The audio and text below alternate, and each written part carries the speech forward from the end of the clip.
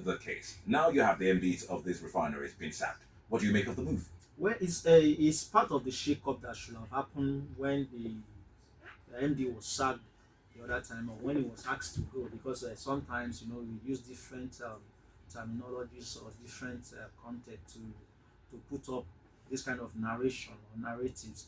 Of course, when the head was asked to go, I expect that it's going to also affect the subordinates too. Some of them that have outlived their tenure, or they are just sitting there because of one reason or the other.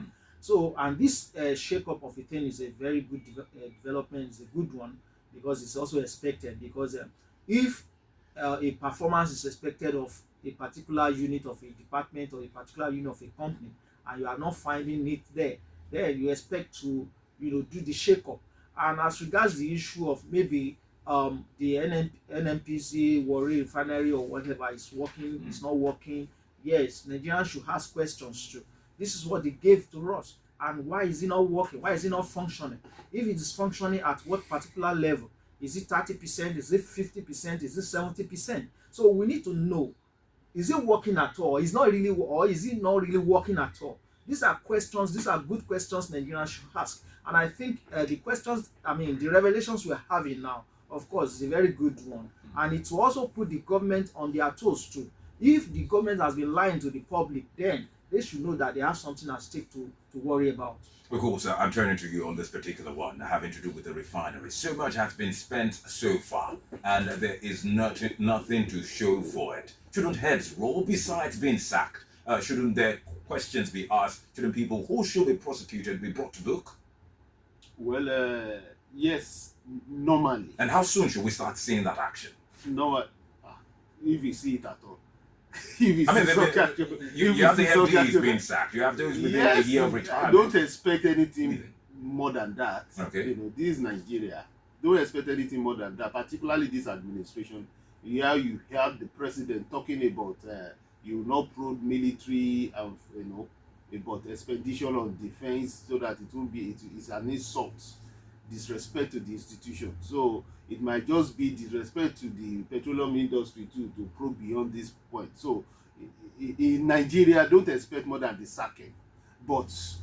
And it is not new, because it's not only in the petroleum sector that we have spent billions of dollars without commensurate results. If you look at the power sector too, nothing to show for all the homologous investment in power sector in Nigeria. And just recently, even the Aso Rock Villa has been put on 10 billion naira or $10 billion in terms of the what's it called? Solar.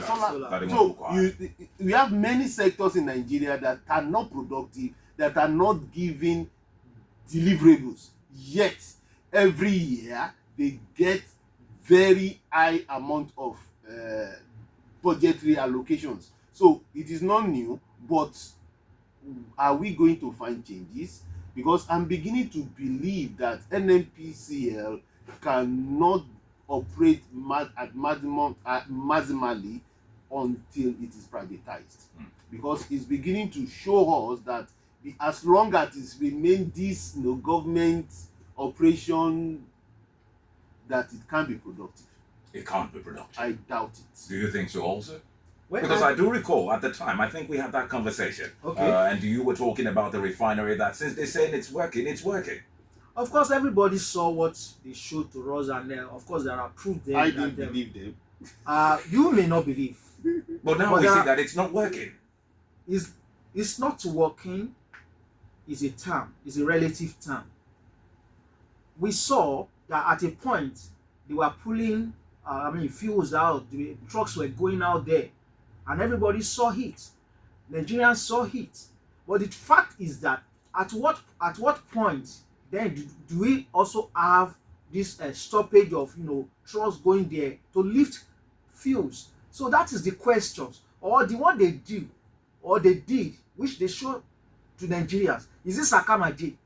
Let me use that term now. Doesn't it look like this already? But that is the questions we need to ask ourselves. But then we saw a situation whereby not even only the players in the industry, other players in the industry part of the Pengasans and the NUPENG and stuffs were saying these things were working. So it's not about the federal government. So definitely, if you want to pull the federal government, then you should also go after the unions too, who were there, seeing and showing and speaking on behalf that these things, of course, these things were working then. Of course, real quick, is this not a reflection, or just how does this reflect on the Nigerian state? When so much is put into things, when those who are to be in control of that sector say this is how it is, but then it turns out at the end of the day not to be so. Another case, a similar case is Nigerian Air, for instance, where under the Buhari administration, we saw a plane painted in Nigerian Air colors and it seemed all was going well. And then they left office and we realized that it was all a farce. I was even going to mention that of the Nigerian here. It goes back to what we have always been saying on this program, that we don't have strong institutions. We don't have strong institutions. Then our law enforcement / judiciary, they are beginning to fail Nigerians. Nobody, on a good day, nobody should be able to do such things and go scot-free. When we make some people scapegoats, it will serve as deterrent to others. But look at that of Nigerian here. The cases will go on for long, then it will just fizzle out. That's what we have seen over the years. And as long as people commit such crimes against Nigerians and go scot-free, you are empowering more people to do likewise. That's what we have been saying. It's very easy to deceive Nigerians, mismanage our funds and go scot-free with it. I think that of Nigeria now is, as it's been with us since the beginning of this democracy of this 1999 down to this place. Same with the refineries. Yes. They've not been working. Yes. So now, we cannot single out one administration. But now, on this issue of the last administration, I think even from the onset, the minister maybe was put there just to represent some people or some group of people, because what he did, they knew from the onset that it was a farce. You're sure of this? Yes. It was not so clear to Nigerians at the time. It was a farce, because what you don't have, you can't be running after it. What are the things he did? What are the fundamental things that can make a country to have its own airways? They were not there.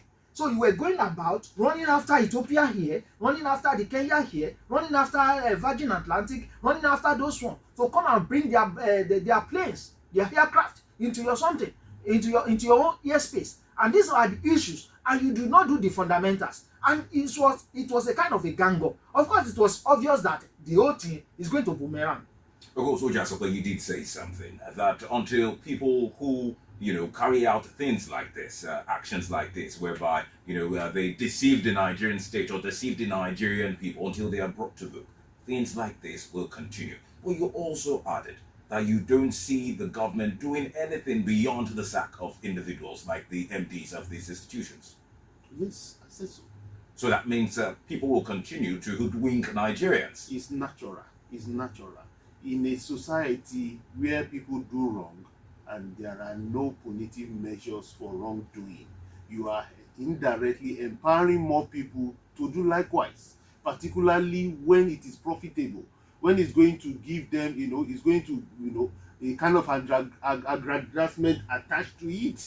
So if there is financial benefit attached to something that people are doing and getting scot-free with it, more people are going to be encouraged to do it.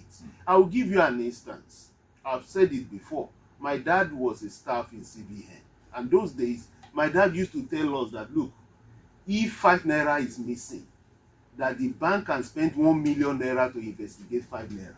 Because if 5 naira can miss, then one day 5 billion can miss. So they will do everything possible. That is how to trace and make something not to happen again.